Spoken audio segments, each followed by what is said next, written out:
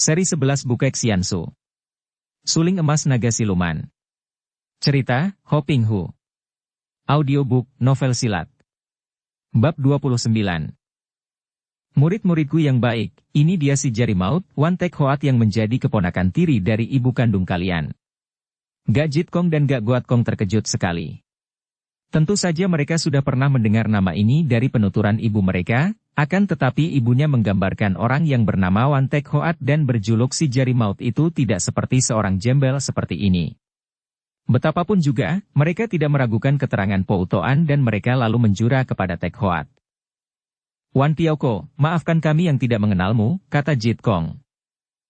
Wan Tai Hiap, mereka adalah adik-adik misanmu sendiri, Gak Jit Kong dan Gak Goat Kong, putra kembar bibi tirimu Putri Milana dan suaminya. Mereka ini diserahkan kepadaku untuk belajar sastra, hahaha.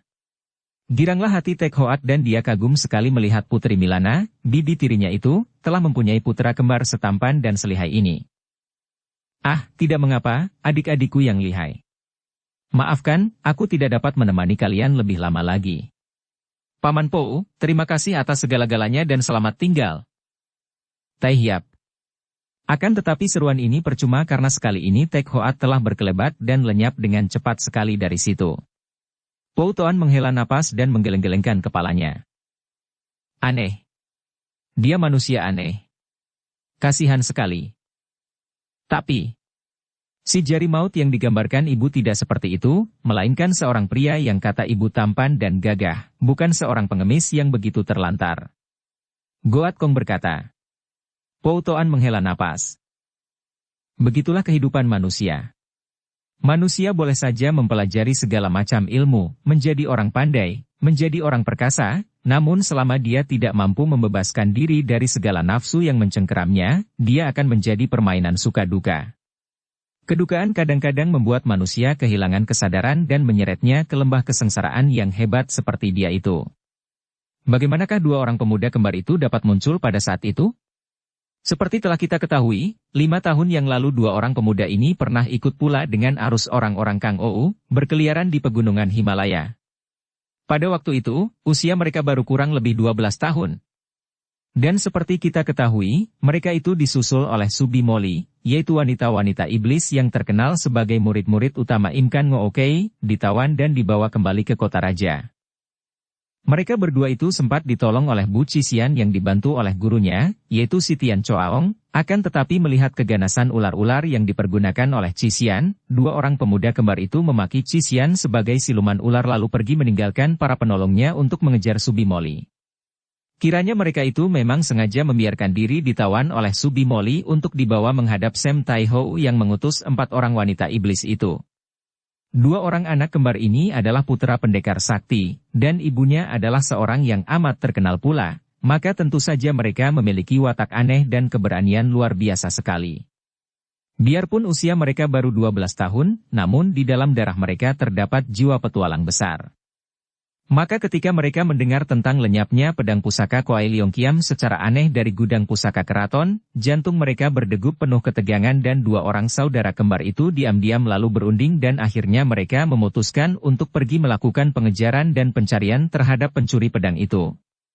Memang lucu sekali kalau diingat betapa mereka itu, biarpun sejak kecil digembleng ilmu silat tinggi, tentu saja tidak mungkin dapat menandingi kehebatan seorang pencuri yang dapat mengambil sebatang pedang pusaka dari dalam gudang pusaka istana begitu saja tanpa ada yang mengetahui. Pencuri seperti ini tentulah seorang pencuri yang sakti. Mereka pergi diam-diam dan hanya meninggalkan pesan kepada seorang kakek tetangga yang tinggal jauh di dusun kaki Gunung Bengsan agar kakek itu suka memberi kabar kepada ayah mereka bahwa mereka berdua hendak pergi merantau untuk meluaskan pengetahuan. Tentu saja Gabun Beng dan Milana terkejut bukan main mendengar berita dari kakek tetangga itu. Mereka sudah mencoba untuk mencari-cari, namun tidak ada hasilnya. Dua orang anak mereka seolah-olah lenyap di telan bumi tanpa meninggalkan bekas. Mereka sudah mencari keterangan, akan tetapi tidak ada yang pernah melihat dua orang anak laki-laki kembar lewat di tempat mereka.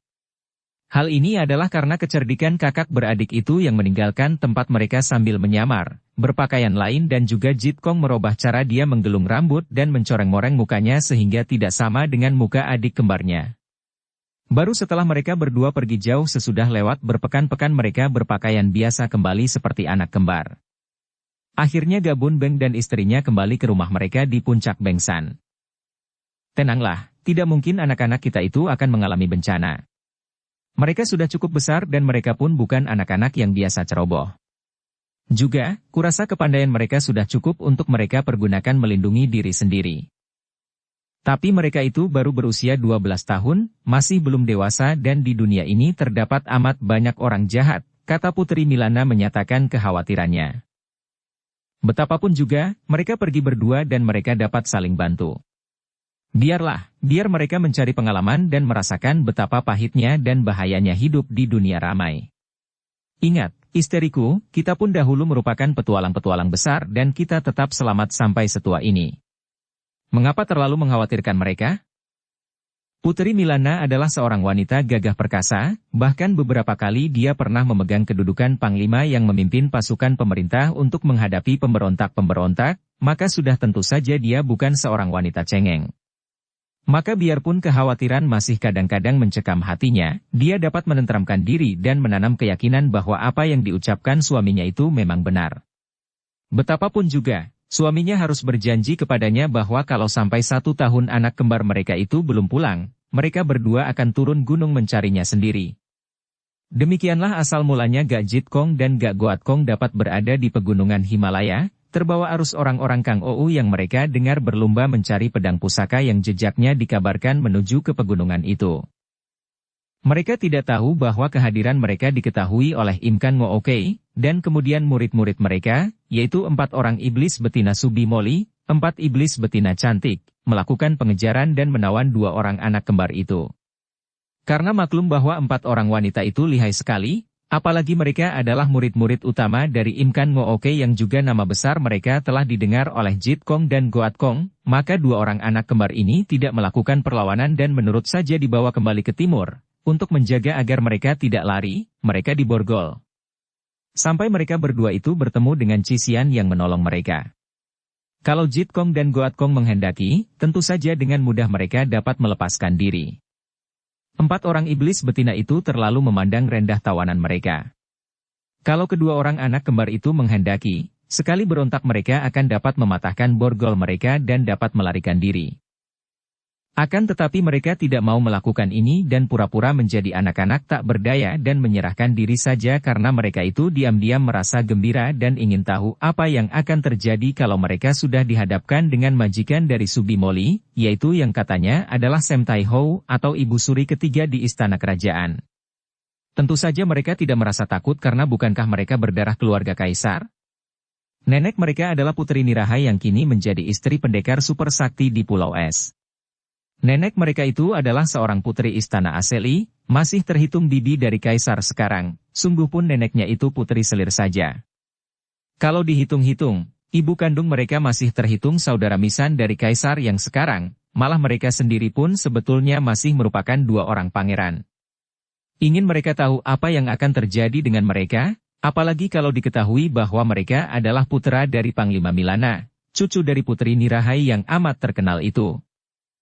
Akan tetapi Cisian, gadis yang mengerikan dengan ular-ularnya itu, telah menolong mereka dan merusak permainan sandiwara mereka. Betapapun juga, semua pengalaman mereka itu membuka mata mereka bahwa merantau di tempat itu sungguh amat berbahaya dan ternyata di situ banyak berkeliaran orang-orang pandai dan orang-orang jahat. Maka, mereka pun mengambil keputusan untuk pulang ke Bengsan. Apalagi mereka kini teringat bahwa tentu ayah bundanya akan menjadi khawatir sekali dengan kepergian mereka. Dan memang dugaan mereka itu benar. Ketika mereka tiba di rumah orang tua mereka, yaitu di puncak Telaga Warna di Pegunungan Bengsan, mereka disambut oleh tangis kegembiraan oleh ibu mereka, akan tetapi kemudian mereka pun menerima teguran keras dari ayah bunda mereka atas kelancangan mereka pergi merantau. Bukan kalian tidak boleh pergi merantau, akan tetapi harus mendapat restu orang tua, lebih dulu diperbincangkan dengan kami sehingga tidak menyusahkan hati orang tua. Pula, kalian masih terlalu muda untuk pergi mencari pengalaman di luar, demikian antara lain ayah mereka menegur. Kemana saja engkau pergi selama setengah tahun ini? Milana bertanya, matanya masih basah akan tetapi wajahnya berseri kembali setelah selama berbulan-bulan ini nampak muram dan gelisah.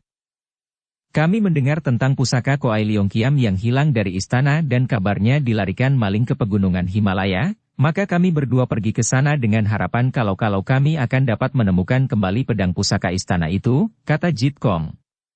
Milana terbelalak. Kalian ke pegunungan Himalaya? Dan wanita cantik ini tertawa geli. Ah, ayahmu ingin sekali ikut mengejar barat, dan andai kata kalian tidak pergi, tentu ayahmu juga pergi ke sana. Gak Bun Beng tertawa dan menggeleng-geleng kepala. Ai, sungguh tidak kunyana, aku yang ingin sekali pergi, malah kalian yang mendahului. Akan tetapi biarlah, hitung-hitung kalian mewakili aku. Asal saja kalian di sana tidak melakukan hal-hal yang memalukan. Apa yang telah kalian alami di sana? Banyakkah orang Kangou pergi ke sana? Banyak sekali, ayah. Terdapat banyak sekali orang-orang aneh dan orang-orang pandai, kata Goat Kong. Dan bagaimana kabarnya dengan pedang pusaka itu? Apakah sudah ditemukan pencurinya dan pedang itu dapat dirampas kembali? Tanya Milana. Jit Kong menggeleng kepala. Mereka itu agaknya bukan mencari pedang untuk dikembalikan ke istana, ibu, melainkan saling memperebutkan untuk diri sendiri masing-masing. Ah! Milana berseru kecewa. Tidak aneh, apa engkau lupa akan watak orang-orang Kangou yang tamak akan benda-benda pusaka, isteriku? Lalu kabarnya siapa yang mendapatkan pusaka itu, kata Bun Beng. Kami tidak tahu, ayah, karena baru saja tiba di sana kami sudah ditangkap orang, kata Jit Kong. Tentu saja keterangan ini mengejutkan hati suami istri pendekar itu. Milana bangkit dari tempat duduknya, mukanya yang masih cantik dalam usianya yang sudah mendekati 50 tahun itu menjadi kemerahan. Ditangkap orang? Siapa yang menangkap kalian dan mengapa kalian ditangkap? Kami ditangkap oleh 4 orang wanita berjuluk Subimoli. Subimoli? Siapa mereka itu? Milana membentak, marah. Aku pun tidak mengenal nama itu, kata Gak Bun Beng dan memang suami istri ini selama ini tidak pernah keluar ke dunia Kangou sehingga mereka sama sekali tidak mengenal nama-nama baru. Siapakah mereka itu? Tanyanya kepada 2 orang putranya. Menurut yang kami dengar, mereka itu adalah murid-murid dari Im Kan Ngookei. Ah, keparat? Kiranya murid-murid Im Kan Ngookei, bentak Bun Beng dan Milana terkejut sekali mendengar nama Im Kan Ngookei yang dia tahu amat terkenal sebagai datuk-datuk kaum sesat dan amat lihai itu. Kenapa kalian ditangkap mereka? Apakah kalian tidak melawan? Mereka menghadang kami dan mengatakan bahwa kami harus ikut bersama ke kota raja untuk menghadap Sem Tai Ho. Kami tidak melawan dan membiarkan diri ditangkap karena kami ingin sekali melihat apa yang akan terjadi dengan kami di istana. Kami tidak takut untuk dibawa ke istana. Sem Tai Ho. Milana terbelalak dan dia lalu mengangguk-angguk. Pantas, kiranya 4 iblis betina itu adalah kaki tangan Sem Tai Ho. Gak Bun Beng juga sudah tahu betapa Sem Tai Ho, ibu suri ketiga itu menaruh dendam kepada istrinya karena banyak hal, dan terutama karena kegagalan pemberontakan 2 orang Pangeran Leong. Maka kini dia pun mengerti mengapa 2 orang putranya itu ditangkap atas perintah Sem Tai Ho dan dia mengerutkan alisnya, akan tetapi kemudian merasa lega bahwa 2 orang putranya itu telah selamat. Sudahlah. Sekarang ceritakan bagaimana kalian ditawan dan bagaimana pula kalian dapat meloloskan diri dan pulang ke sini, katanya kemudian.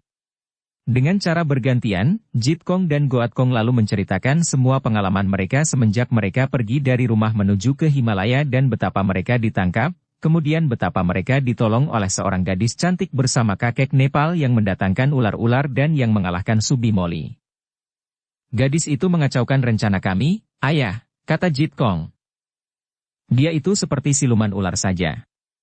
Mengerikan, kata pula Goat Kong. Bagaimana kalian dapat berkata demikian?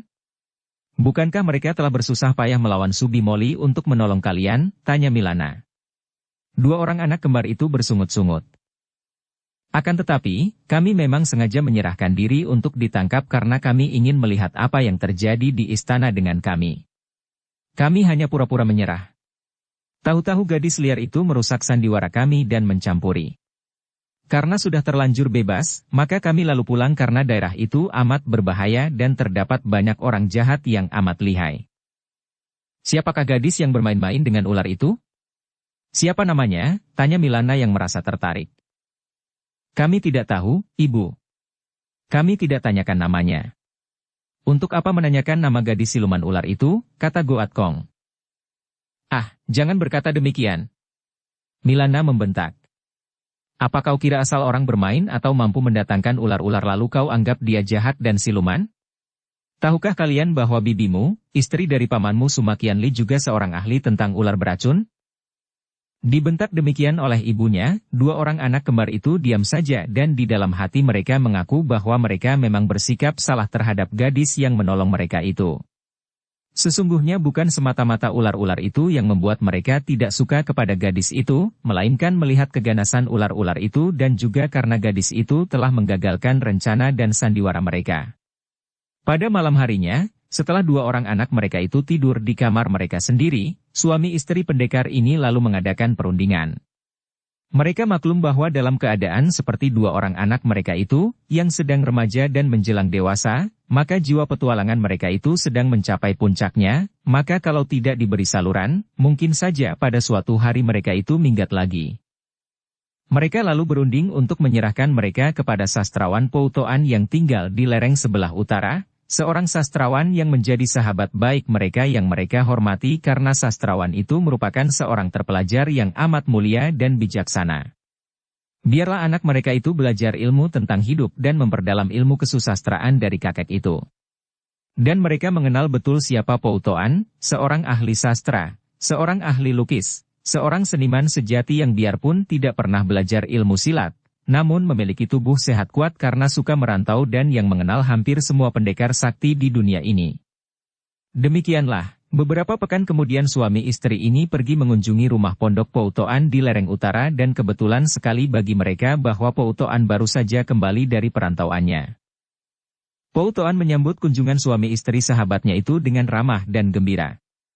Dia amat mengagumi pendekar dan istrinya itu, apalagi mengingat bahwa istri pendekar itu adalah seorang putri kandung dari pendekar super sakti dan putri Nirahai, masih berdarah keluarga kaisar akan tetapi memilih tinggal di puncak sunyi itu, rela meninggalkan kemuliaan dan kemewahan memilih hidup sederhana namun tenteram. Setelah minum arak yang disuguhkan Poutoan, mereka duduk bercakap-cakap dan suami istri ini menceritakan tentang petualangan dua orang putra kembar mereka sampai ke pegunungan Himalaya. Mendengar itu Poutoan tersenyum dan amat tertarik. Setelah selesai dia menarik napas panjang. Ah, sungguh hebat putramu itu, Tai Hiap. Akan tetapi aku tidak dapat menyalahkan mereka. Mereka itu adalah putra-putra suami istri pendekar seperti Jiwi, tentu saja mempunyai keberanian dan jiwa petualang, dan tentu tertarik mendengar akan lenyapnya pedang pusaka itu. Aku sendiri seorang tua bangka lemah ini pun amat tertarik dan aku sudah banyak mendengar dan menyelidiki tentang pedang itu, sungguh pun aku tidak berkesempatan untuk ikut beramai-ramai pergi ke Himalaya. Setelah bercakap-cakap tentang bermacam hal sampai beberapa lamanya, akhirnya suami istri itu menyatakan keperluan mereka datang berkunjung kepada sastrawan itu, yaitu untuk menitipkan dua orang putra mereka agar belajar ilmu sastra dan filsafat kepada kakek itu. Setelah mereka pergi dengan diam-diam, kami berdua merasa khawatir kalau mereka pergi lagi. Mereka masih hijau, apalagi dalam soal-soal hidup, oleh karena itu kami mohon Poutuako suka menerima mereka menjadi murid.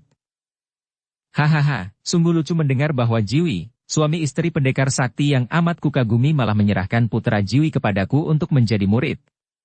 Betapapun juga, hati siapa takkan merasa bangga menjadi guru dari cucu pendekar super sakti?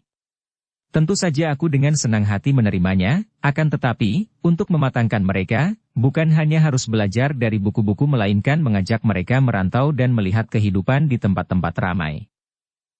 Terserah kepada Poutuako kalau hendak mengajak mereka merantau.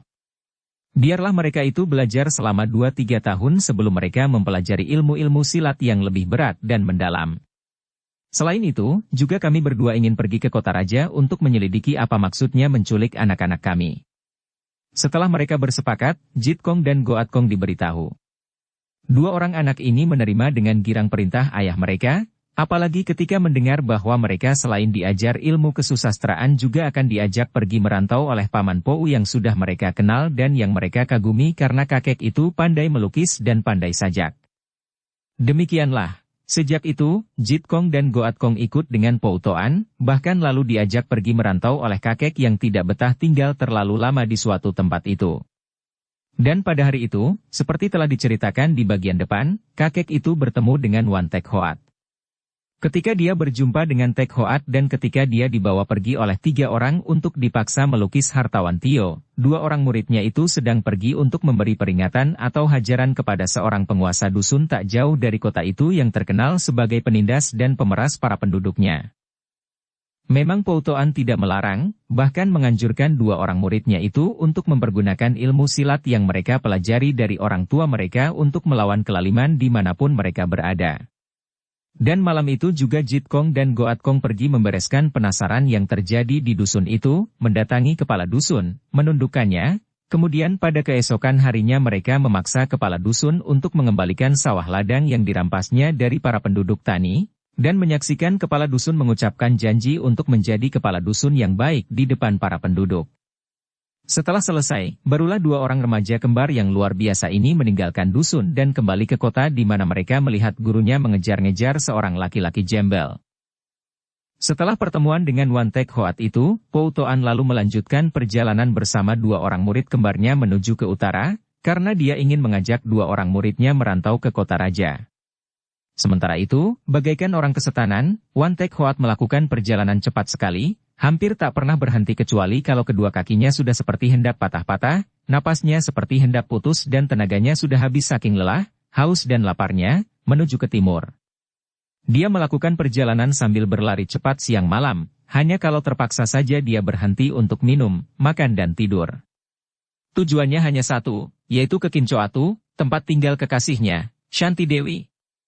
Pendekar yang sudah hampir rusak hidupnya dan kini seperti orang dalam kegelapan melihat titik cahaya terang itu, sama sekali tidak tahu bahwa pada saat itu di Pulau Kim Coatu sedang dipersiapkan oleh penghuni atau majikan Pulau Kim Coatu, yaitu Bu Engkui Ouyang Hui, yang disebut Toanio, Nyonya Besar, oleh semua orang yang mengenalnya, dan selain dihormati, juga amat disegani bahkan ditakuti karena semua orang tahu belaka betapa Nyonya yang berwajah amat cantik jelita dan kadang-kadang bermata dingin ini berdarah dingin pula dan mudah membunuh orang dengan kepandaiannya yang luar biasa lihainya.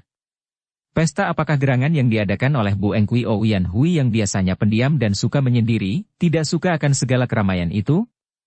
Pesta ini diadakan demi rasa sayangnya kepada Shanti Dewi yang dianggap sebagai muridnya, adiknya, bahkan seperti anaknya sendiri itu. Pesta perayaan ulang tahun Shanti Dewi genap 30 tahun. Tadinya Shanti Dewi menolak diadakannya pesta itu. Enci Hui, bantahnya, dan memang 2 orang wanita yang sama cantiknya ini saling menyebut Enci dan adik. Perlu apa diadakan pesta perayaan ulang tahun? Selain aku tidak menginginkan itu, juga apa sih enaknya dirayakan ulang tahun kita, kalau kita sudah berusia 30 tahun. Kiraku, tidak ada wanita yang suka memamerkan ketuaan umurnya. Ouyang Hui tersenyum. Adikku yang manis, jangan kau berkata demikian. Pesta ini memang kusengaja, dengan bermacam maksud yang tersembunyi di baliknya. Sudah berkali-kali kukatakan kepadamu, adikku, bahwa keramahanmu yang menerima semua persahabatan dari sekian banyaknya pria amatlah tidak baik jadinya. Oleh karena itu, biarlah kuadakan pesta ini untuk melihat siapakah sesungguhnya di antara mereka yang patut menjadi suamimu. Maka, dalam pesta ini akan kujadikan suatu kesempatan bagimu untuk memilih jodoh. Enci. Jangan kau menolak lagi sekali ini, Shanti. Engkau takkan hidup 100 tahun dan biarpun engkau memiliki kecantikan seperti bidadari, 20 tahun lagi engkau sudah berusia setengah abad. Lihatlah diriku. Aku memang tetap cantik, akan tetapi apa gunanya semua kecantikan ini? Jangan kau sia-siakan hidupmu, adikku. Maka biarkanlah aku yang mengatur semua itu. Aku akan memilihkan seorang di antara mereka yang paling tampan, paling gagah, paling kaya dan pendeknya yang tiada tandingnya di antara semua pria yang pernah kau kenal. Atau setidaknya, dialah pangeran mahkota sendiri yang akan mempersuntingmu. Enci. Adikku, mengapa engkau selalu berkeras hati? Aku tahu bahwa engkau bukanlah seorang wanita yang dingin seperti aku. Aku tahu bahwa engkau adalah seorang wanita berdarah panas yang selalu mendambakan cinta kasih seorang pria. Dan cintamu terhadap kekasihmu yang pertama itu tak pernah padam. Itu menunjukkan betapa panasnya cintamu. Akan tetapi, kalau orang yang kau cinta sudah tidak peduli lagi akan dirimu, apakah engkau akan tetap setia dan menantinya sampai akhir zaman? Tidak, Adikku, itu sama sekali tidak benar dan aku yang amat sayang kepadamu akan menentang ini. Menghadapi wanita yang biasanya pendiam dan dingin akan tetapi sekarang begitu banyak bicara karena penasaran itu, Shanti Dewi tidak dapat banyak membantah.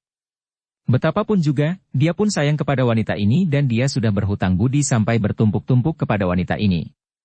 Memang, tadinya terdapat rasa sayang yang tidak wajar dalam hati Ouyan Hui, rasa sayang bercampur berahi yang aneh, yang dimiliki oleh wanita yang kini lebih suka bercumbu dan bermain cinta dengan sesama wanita karena dia pembenci pria. Akan tetapi setelah Ouyan Hui yakin benar bahwa Shanti Dewi tidak sudi melayani hasrat berahinya yang tidak wajar itu, Ouyan Hui tidak memaksanya dan berahinya lenyap bersatu dalam cinta kasihnya sebagai seorang sahabat atau saudara atau bahkan seorang ibu. Shanti Dewi merasakan benar kasih sayang wanita ini terhadap dirinya dan biarpun kasih sayang itu, sifatnya tidak ingin menguasai dirinya, namun sedikitnya dia harus tahu diri dan tidak boleh selalu membantah mengukuhi kehendak sendiri. Selain itu, diam-diam dia pun melihat kebenaran dalam pendapat-pendapat Ouyan Hui. Memang dia masih mencinta Tek Hoat, akan tetapi mungkinkah pria itu dapat diharapkan lagi? Mengapa dia begitu bodoh menyiksa diri dalam kedukaan dan selalu menolak cinta kasih pria yang demikian banyaknya? Dia tinggal memilih. Tepat seperti yang dikatakan oleh Ouyan Hui. Dan usianya kini sudah 30 tahun. 30 tahun. Ah, perlukah dirayakan Enci Hui? Bukankah itu sama dengan membuka rahasia bahwa aku sudah tua sekali? 30 tahun belumlah tua sekali, adikku. Pula, biarlah mata mereka terbuka bahwa engkau sudah berusia 30 tahun, sudah cukup matang dan bukan kanak-kanak lagi. Akan tetapi juga agar mereka semua melihat betapa dalam usia 30 tahun engkau tidak kalah segar dan cantiknya dibanding dengan seorang dara berusia 17 tahun.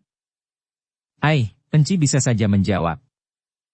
Bagaimana, engkau sekali ini tidak akan mengecewakan hati encimu, bukan?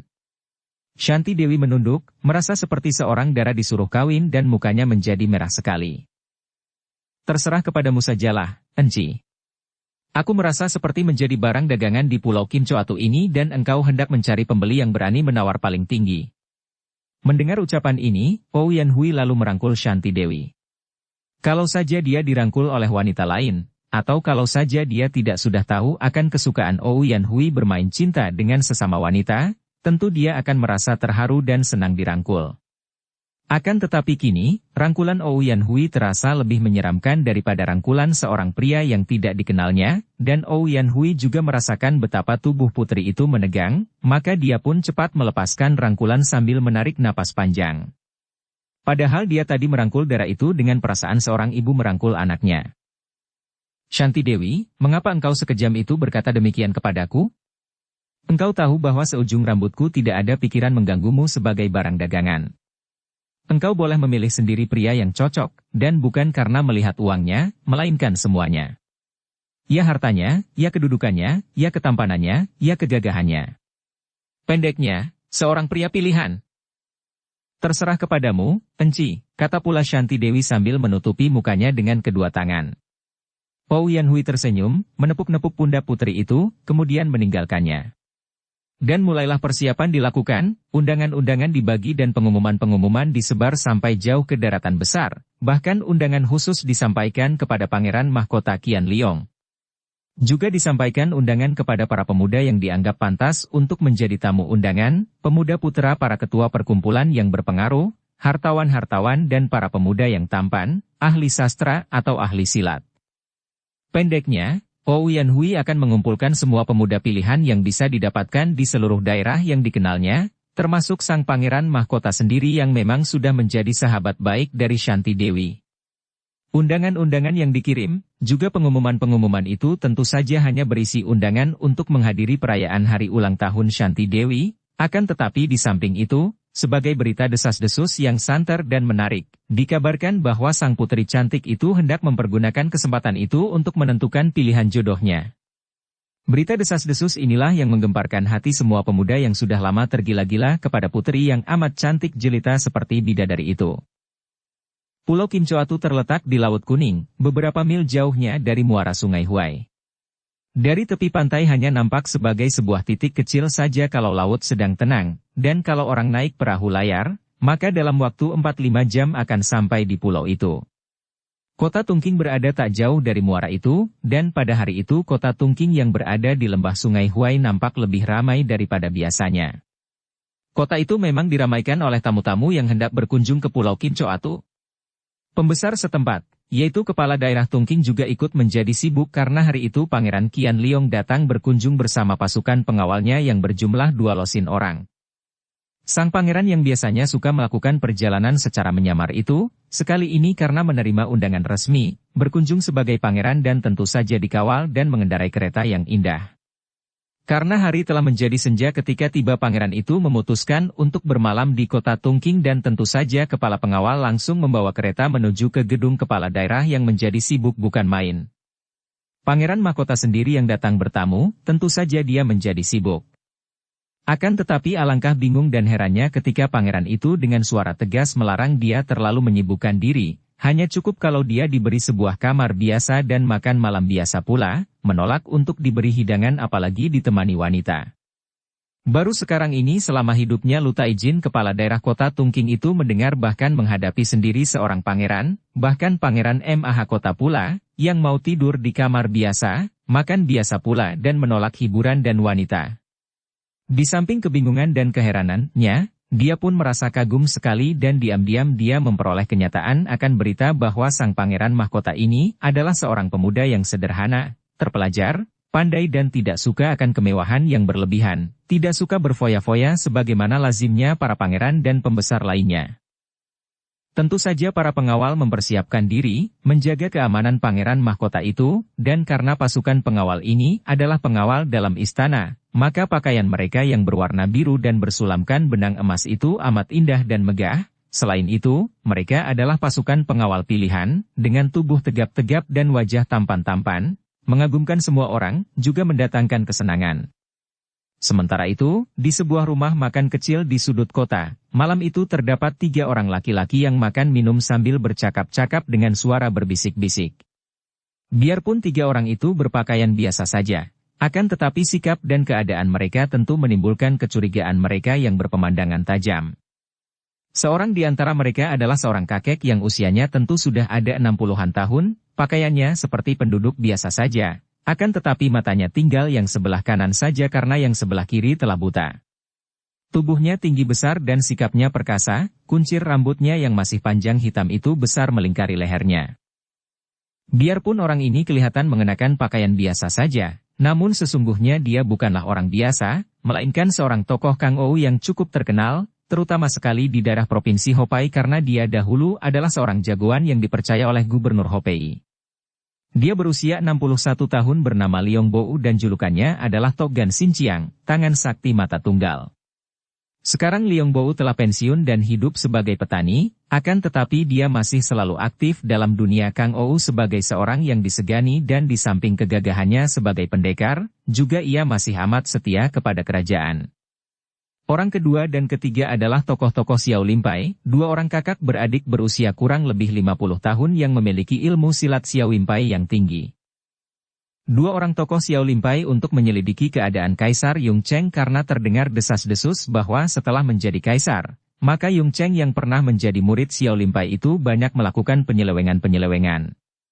Dan biarpun Yung Cheng kini telah menjadi kaisar, Xiao Limpai berhak untuk menyelidiki kelakuannya dan kalau murid Xiao Limpai itu melanggar larangan-larangan, Xiao Limpai berhak untuk mengeluarkan dari perguruan sebagai seorang murid yang melakukan pelanggaran.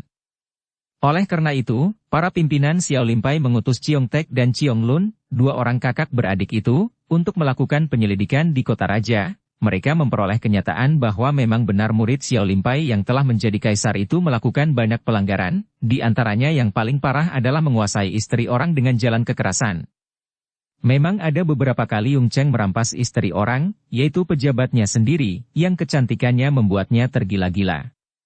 Maka mereka lalu melaporkan kepada para pimpinan Xiao Limpai dan dengan suatu upacara antara pimpinan, Yung Cheng dinyatakan sebagai murid murtad dan tidak diakui sebagai murid Xiao Limpai lagi. Selain kenyataan ini, juga 2 orang saudara Chiong melaporkan tentang kebaikan-kebaikan Pangeran Mahkota Qian Liong. Oleh karena itu, mereka diberi tugas untuk bersama dengan para pendekar lainnya yang diam-diam melakukan perlindungan kepada Pangeran Mahkota yang banyak melakukan perjalanan secara menyamar itu. Memang Pangeran Qian Liong banyak melakukan perjalanan menyamar sebagai rakyat biasa dan dengan cara ini dia dapat bergaul dengan rakyat kecil, mendengarkan percakapan mereka, pendapat mereka tentang pemerintah dan dia pun mendengar celaan-celaan yang ditujukan kepada kaisar. Dan karena tanpa setahunya banyak pendekar sakti yang diam-diam melindunginya, maka setiap kali terjadi malapetaka yang hendak menimpanya, selalu dapat dihalau sehingga orang-orang mulai menanam kepercayaan yang bersifat tahyul, yaitu bahwa pangeran mahkota itu telah dijaga oleh malaikat, dan ini menjadi tanda bahwa dia benar-benar seorang calon kaisar yang hebat. 3 orang yang kini bercakap-cakap di rumah makan itu adalah 3 orang perkasa yang diam-diam melakukan perlindungan kepada Pangeran Qian Liong. Mereka berbisik-bisik dan bicara dengan serius, dengan nada suara penuh khawatir. Benarkah penyelidikan kalian itu? Si mata satu bertanya sambil menoleh ke kanan kiri, memperhatikan dengan sapuan pandang matanya yang tinggal satu ke seluruh sudut, takut kalau-kalau percakapan mereka didengar orang lain. Benar, Liong Longhyong, kami sudah menyelidiki dengan seksama. Semua itu digerakkan oleh Sam Tai Ho. Pest. Hati-hati kalau bicara. Liong Bo bangkit dan kembali memeriksa ke seluruh ruangan. Tidak. Tidak ada yang mencurigakan dan dia pun duduk kembali. Apa kau bilang? Sam Tai Ho. Nama Sam Tai Ho memang amat menakutkan banyak orang, seolah-olah nama itu dapat mendatangkan bencana, biarpun hanya disebut saja. Memang pengaruh dan kekuasaan Sam Tai Ho ini besar sekali, dan dia amat bengis sehingga banyak sudah orang-orang yang dianggapnya bersalah terhadapnya harus menerima hukuman yang mengerikan. Bahkan Kaisar sendiri pun agaknya tidak mampu mencegah segala perbuatan Sam Tai Ho yang mempunyai banyak jagoan yang tangguh. Seorang menteri, yaitu Menteri Kim sebagai Menteri Kebudayaan, beberapa bulan yang lalu pernah berani mengecam nenek yang menjadi ibu suri ketiga ini di depan Kaisar. Dan apa yang terjadi kemudian? Beberapa malam sesudah itu, sang menteri tewas di dalam kamarnya, bersama istrinya dan 3 orang puteranya dan tidak ada seorang pun tahu siapa pembunuhnya. Akan tetapi Kaisar tidak memerintahkan penyelidikan tentang pembunuhan ini dan dengan lantang Sam Tai Ho berkata kepada siapa saja yang kebetulan dijumpainya bahwa itulah hukuman menteri yang lancang mulut itu. Masih banyak orang-orang yang harus tewas dalam keadaan mengerikan karena berani menentang Sam Tai Ho sehingga namanya merupakan sesuatu yang menyeramkan dan menakutkan. Itulah sebabnya ketika Chiong Tek menyebut nama Sam Tai Ho, Liong Bo menjadi terkejut dan khawatir sekali, maklum betapa bahayanya kalau nama ini disebut-sebut. Lalu dia berbisik, bertanya dengan hati tertarik. Apakah yang sesungguhnya terjadi? Agaknya Sam Tai Ho telah mampu mempengaruhi Kaisar sehingga percaya kepada nenek itu bahwa Pangeran Qian Liong dianggap sebagai pengundang datangnya bahaya bagi pribadi Kaisar sendiri. Karena itu, persekutuan antara mereka itu memutuskan untuk mengenyahkan pangeran itu atau setidaknya membatalkan dia sebagai calon pengganti Kaisar. Ah, mana mungkin? Pangeran itu adalah putra Kaisar sendiri, bantah si mata satu. Itulah anehnya. Bekas murid Xiao Limpai yang murtad itu ternyata telah berubah menjadi seorang pria yang lemah, yang tunduk di bawah kekuasaan mulut manis seorang wanita cantik yang telah membuatnya tergila-gila. Selirnya yang ketiga, yang juga mempunyai seorang putra itulah yang menjadi senjata ampuh Sam Tai Ho untuk menjatuhkan hati Kaisar. Dan agaknya Kaisar telah setuju untuk menggantikan pangeran mahkota dengan pangeran yang usianya baru 5 tahun itu, putra dari selir ketiga itu. Dan semua ini adalah hasil bujukan Sam Tai Ho yang telah mengerahkan banyak tokoh kaum sesat untuk membantunya. Kabarnya malah Im Kan Ngo Kei telah dapat diperalatnya. Ai, berbahaya sekali kalau begitu. Dari mana kalian dapat memperoleh semua rahasia kerajaan ini? Seorang murid keponakan kami, murid Xiao Limpai, kebetulan menjabat pangkat komandan muda dalam pasukan pengawal dalam istana. Dialah yang melakukan semua penyelidikan itu untuk kami, karena sebagai murid Xiao Limpai dan menganggap hal itu sebagai tugas sucinya untuk menyelidiki kelakuan murid Xiao Limpai yang telah menjadi kaisar itu. Hening sejenak dan 3 orang itu tenggelam dalam lamunan masing-masing. Mereka tahu akan adanya bahaya besar berhadapan dengan kekuasaan di tangan nenek iblis yang berkuasa di istana itu. Akhirnya Togan Xinjiang Liong Bo bertanya. Menurut kalian, apa yang akan terjadi dan bahaya apakah yang mengancam diri pangeran? Lalu disambungnya dengan nada suara gentar. Apakah kalian kira Im Kan Ngo Kei sendiri akan turun tangan? 2 orang kakak beradik itu saling pandang lalu menggeleng kepala. Kami rasa hal itu tidak akan mungkin terjadi, kata Chiong Lun. Ini bukan urusan kecil, dan mereka itu sudah dikenal di dunia Kang Ou. Kalau mereka berani turun tangan sendiri mengganggu pangeran, tentu seluruh orang gagah di dunia Kang Ou akan mencarinya dan mereka tentu tidak berani menghadapi resiko sehebat itu. Tidak, mereka tentu hanya akan mengirim orang yang tidak terkenal, sungguh pun sudah dapat dipastikan suruhan mereka itu tentu amat lihai. Oleh karena itu, kita harus siap siaga dan berhati-hati. Menurut penyelidikan kalian, apa yang akan mereka lakukan terhadap pangeran? Entah, hal itu kami belum dapat mengetahuinya. Akan tetapi yang kami tahu adalah bahwa sebelum pangeran berangkat, Sam Tai Ho mengadakan pertemuan dengan Im Kan Ngo Kei yang diwakili oleh Toa Okey sendiri dan murid keponakan kami hanya dapat menangkap bahwa mereka itu membicarakan tentang kepergian pangeran ke Kim Choatu ini. Maka agaknya di Kim Choatu itulah akan terjadinya hal-hal yang penting. Kabarnya pemilihan suami oleh Shanti Dewi itu dilakukan dengan sayembara ilmu silat pula. Nah, agaknya itulah kesempatan untuk mencelakai pangeran. Betapapun juga, kita tidak boleh lengah. Baiknya sang pangeran juga dikawal oleh sepasukan pengawal yang baik. Pasukan pengawal Garuda itu boleh diandalkan dan setia. Kita harus menyamar sebagai tamu-tamu di Kim Choatu dan selalu membayangi pangeran, kata Liong Bou dan setelah selesai berunding dan makan, mereka membayar makanan, kemudian meninggalkan rumah makan itu dengan berpencar.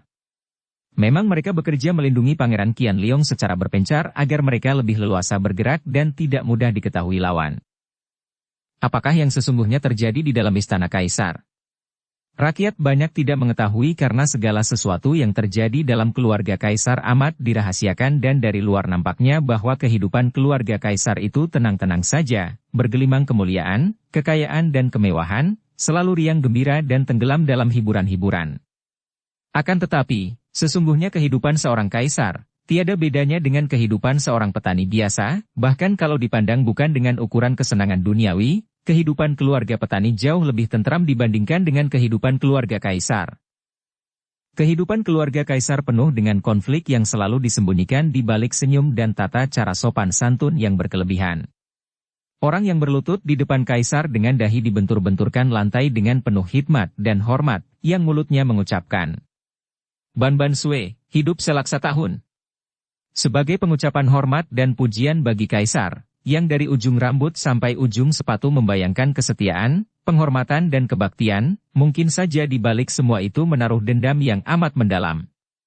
Dan antara keluarga kaisar, di antara selir-selir dan putra-putra, yang kesemuanya hidup menurut adat istiadat dan tata cara istana, hampir semua menggunakan sikap sebagai pakaian saja.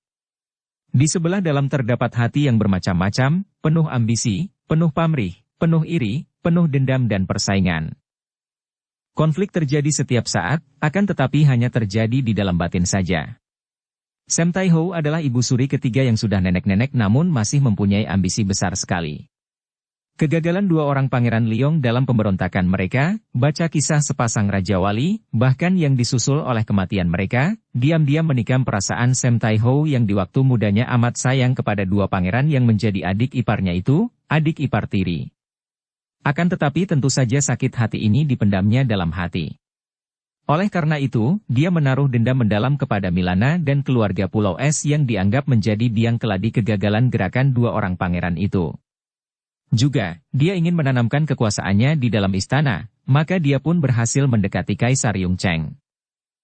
Kaisar ini di waktu mudanya merupakan seorang pangeran yang gagah perkasa, bahkan pernah menjadi murid dalam Xiao Wimsi, mempelajari ilmu-ilmu silat Xiao Limpai yang tangguh. Akan tetapi setelah dia menjadi kaisar, setelah seluruh kekuasaan negara berada di tangannya, dia menjadi mabok akan kekuasaan, mabok pula akan penjilatan dan sanjungan. Mulailah lenyap sifat-sifat gagahnya dan mulailah dia menghambakan diri kepada kesenangan-kesenangan yang menumpuk nafsu-nafsu menjadi majikan dari batinnya. Banyak sudah para pemimpin atau pembesar yang menasihatinya dengan halus dan kadang-kadang nasihat itu ada manfaatnya pula, mengingatkannya. Namun, di samping mereka yang menasihatinya, lebih banyak pula yang menjilat-jilatnya dan mendorongnya untuk berenang dalam kesenangan, karena hanya dengan demikian itu sajalah para penjilat dapat melihat kaisar menjadi lemah dan mereka itu dapat merajalela. Di antara para penasihatnya, majulah Pangeran Yung Hua, baca cerita kisah sepasang Raja Wali dan jodoh Raja Wali, seorang pangeran yang tadinya amat dekat dengan Kaisar Yongzheng sewaktu masih pangeran. Namun, pengaruh nasihat Pangeran Yonghua ini kalah oleh pengaruh bujukan-bujukan yang mulai dilancarkan oleh Sam Tai-ho yang mendekati Kaisar sebagai putra tirinya itu, dan ibu suri ketiga ini bahkan memasukkan racun bisikan bahwa Pangeran Yonghua agaknya iri hati dengan kedudukan kakaknya. Dan akibatnya, Pangeran Yonghua lalu diangkat menjadi gubernur di barat, di daerah Sichuan yang jauh. Namanya saja diangkat dan diberi kedudukan, akan tetapi sebetulnya itu merupakan suatu pembuangan agar pangeran itu jauh dari istana. Demikianlah keadaan di istana. Kegilaan para penjilat dan pembujuk yang dikepalai oleh Sam Tai-ho itu semakin berani saja, semakin gila sehingga mereka tidak segan-segan untuk mulai mengutik-utik kedudukan pangeran mahkota Qian Liong. Untuk melakukan ini, Sam Tai-ho mempunyai pembantu yang amat baik, yaitu selir ketiga dari Kaisar Yongzheng. Selir yang cantik jelita dan yang dirampasnya dari tangan seorang pembesar istana pula. Selir ini mempunyai seorang putra yang usianya sudah 5 tahun, maka tentu saja dia pun berambisi untuk melihat putranya itu menjadi putra mahkota yang kelak akan menggantikan kedudukan kaisar.